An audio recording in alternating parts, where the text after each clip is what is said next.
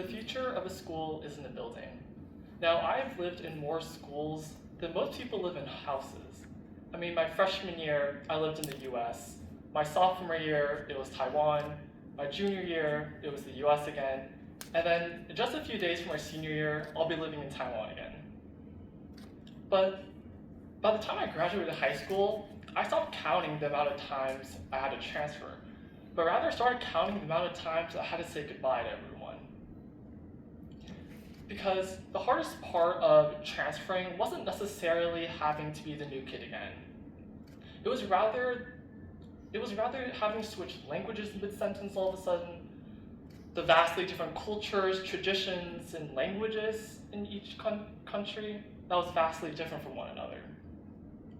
I still remember the same scene playing on repeat every day.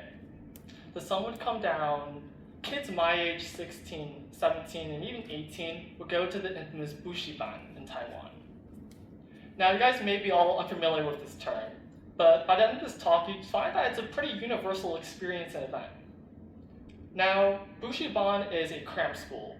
It's where students in Taiwan would go after regular school, which may last from 6 a.m. to 3 p.m., and Bushiban lasting from 3 p.m. to even 9 p.m. or 10 p.m. However, Bushiban wasn't just some cram school. It was a commitment for many of the Taiwanese students. So the question that lingered with me as I traveled across countries and even schools was this system actually benefiting these students, or was it inherently burdening them? But here's the answer, that this wasn't just some Taiwan anecdotal story that I saw firsthand. It's rather a global story. I mean, if we think about it, every single country has their own educational system. Take the Asian system, the European system, or even the American system. Every single system has the same structure with slight variations. We have the UK system with their A-level test, China with their Gaokao system, Korea with the Songhong system, and even Turkey with its national college entrance exam. All these different types of systems have one thing in common. A single standardized test score can change the lives of the student. I mean, a single standardized test score for a teenager at 17 is a lot of pressure. I mean, it can result in a job, a livable wage, whether they can even provide for their family. But when I moved back from Taiwan to the US, the philosophy switched. I mean, it wasn't academic burden and academic intensity that was the forefront for many students. It's what the US calls the holistic review. And I'm sure many of us are familiar with that term. Holistic review meaning it's not only academics, but it's also the extracurriculars, the leadership, the passion project you have, and even the story you build. So if neither system is inherently better, which one is? And what can actually prepare a young student for the future? Now, we have to remember each system has its pros and cons. I mean, the Asian European system may produce academic excellence, but it comes with major detriments. Some of them include burnout, pressure, and the main one of all, the mental health issues. I mean, even in recent years, it's clear that in countries like South Korea or China, the mental health issues have taken a toll. It's typically tied to the academic burden that a lot of high school students face. However, if we take the US system at hand, it may seem like it's better. I mean, it's a more balanced approach, it's a holistic review, and it's easier for students. However, it comes with its costs.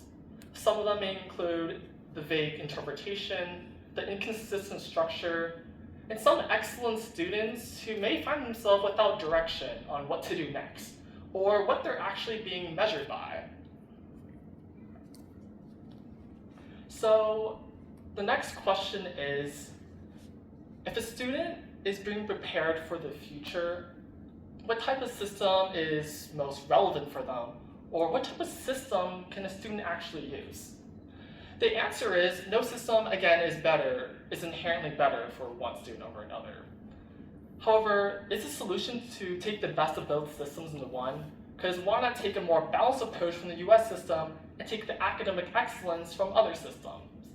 However, the problem is you can't. It's structurally impossible. It's through a word I like to call institutional inertia. Because each country has their own educational system. It's a centralized system backed by taxpayers. It's stood decades and even countries. You're not able to change this whole system. That would require lots of policies, lots of laws to be passed, and a lot of just effort in order to change the system. Let's compare it to a cruise ship. I mean, for a cruise ship, you can't just turn it around easily. You need decision making, you need skill, and you also need require approval from higher ups. And that's the same type of sense when we compare it to an educational system. Because each educational system is being backed by the society. It needs approval from a lot of the higher ups. You're not just able to switch it so easily. So if you're not able to change this, what can you actually change? For me, instead of looking at the bureaucracies or the type of ministries that are able to enable change, I looked at it sideways. I looked at it through the perspective, through the students who are actually doing the learning and the thinking. And I found a simple solution.